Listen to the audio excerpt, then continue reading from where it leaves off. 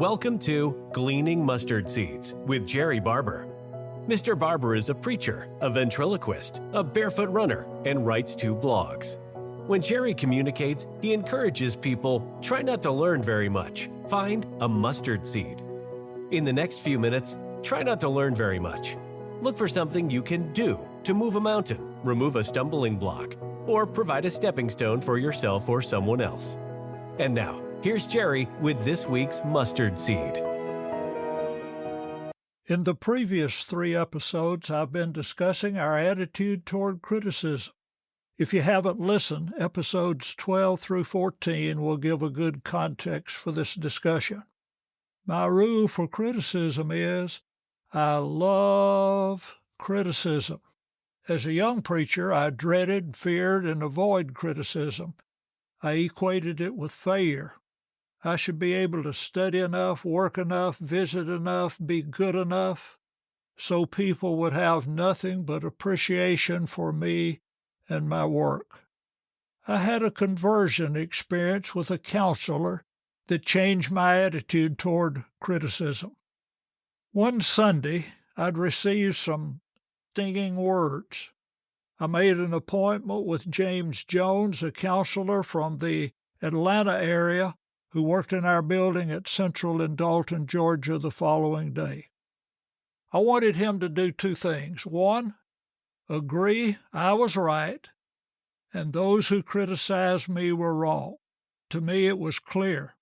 I was right. There was no reason for their criticism.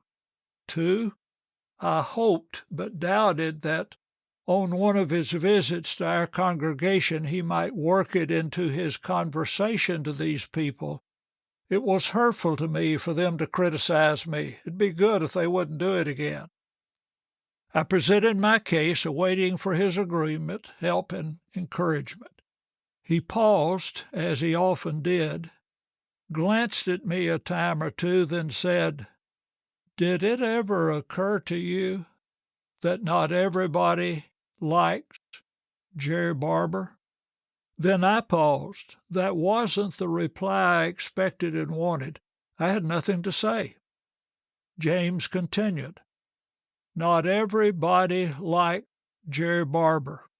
Not everybody has liked Jerrie Barber in the past.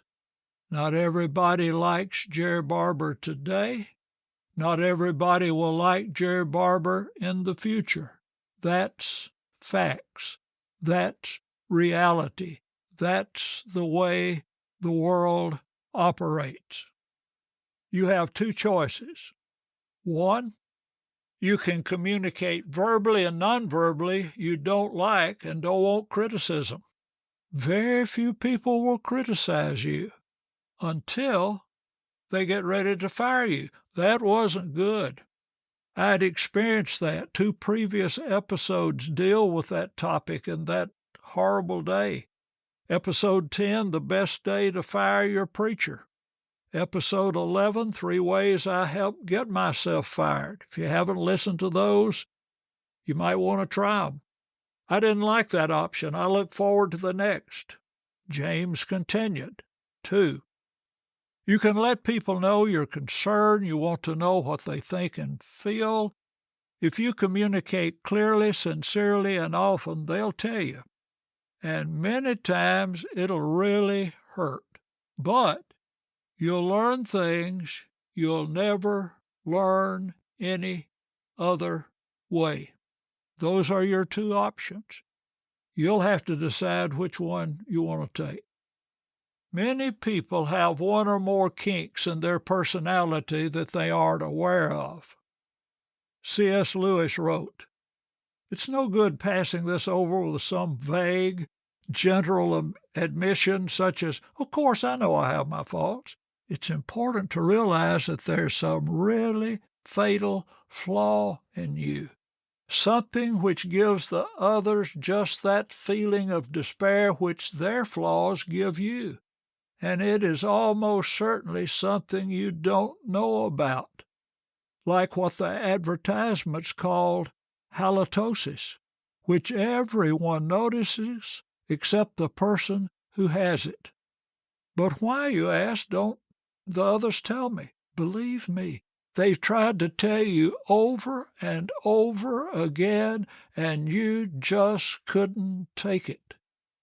Perhaps a good deal of what you call their nagging or bad temper or queerness are just their attempts to make you see the truth, and even the faults you don't know fully. My wife, Gail, is my halitosis detector. Some mornings as I kiss her goodbye, she says, "Whoo-wee, you need to do something about your breath. It is horrible." I didn't know that. I hadn't smelled it. If we don't have someone to tell us what we don't know, we won't know what we don't know. My conversation with James Jones made sense and made a difference. From then, I've grown in welcoming and inviting criticism. It's a biblical concept. We talked about it last episode, Proverbs 12:1. Whoever loves instruction loves knowledge, but he who hates correction is stupid. I started doing a What You Think About the Preacher night once a year when I was in full-time work. After services, I set the structure for good discussions, then opened the floor for people to tell me how I can improve. During this interchange, I promised to do 3 things. Number 1, I'll listen to what you say.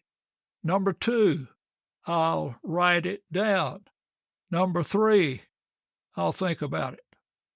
I've received some helpful suggestions. I show I'm willing to listen to criticism and not get defensive. I set a precedent. I encourage people to come to me at any time to tell me how to improve. I believe anyone who finds salmonella in my refrigerator and tells me about it isn't hurting me, they are helping me. Once I invite people to tell me how I can be better and do better, it takes the sting out. When they do and I thank them, I gain credibility and often build better relationships. I sometimes write personal notes to those who do an outstanding job criticizing me, especially if it seemed difficult for them. There's a modification to this rule. I don't accept anonymous criticism. I won't receive and act on secondhand criticism. Since 2011, I've had this in my contract. Any criticism of Jerrie Barber will be directed to Jerrie Barber, and it will be welcomed. Jerrie Barber does not accept anonymous criticism. That means, should anyone approach me saying, "We've had some complaints about," I reply, "I don't accept anonymous criticism. Please have the person or persons talk to me. I'll treat them with respect and appreciation." A leader is more like a lightning rod than a cute wall decoration. A lightning rod rises above the building saying to lightning, "Hit me, hit me." The potentially destructive charge is transferred to the ground. The building is protected. Leadership, greatness, isn't for cuteness and admiration. It comes with service and often with pain. I communicate this information the 4th week in a new interim. About this time, I conduct a 1-hour workshop on criticism. After this, people test whether I meant what I said or not. Depending on my response, I have the opportunity to increase or decrease my credibility. But increasing or decreasing credibility happens to any leader, whether he articulates the way he handles criticism or not. Thank you for listening to Gleaning Mustard Seeds with Jerrie Barber. If you found a mustard seed, send a text or email with the link to a friend. This podcast was brought to you by Jerrie Wayne Barber, Sales Manager with AmeriPro Roofing. AmeriPro Roofing has been around since the year 2000 and has had an office in Franklin, Tennessee for the last 10 years. We have installed well over 200,000 roofs nationwide and are excellent at replacing roofs, gutters, and siding. We are reasonably priced and outstanding at working with your insurance, which helps minimize your out-of-pocket expense. If you would like a free inspection of your roof and other exteriors, please call Jerrie Barber at 931-628-3390 for an appointment in Middle Tennessee. AmeriPro Roofing. Standards through the roof. Thank you for listening. Jerrie looks forward to next week as we continue to collect and plant mustard seeds.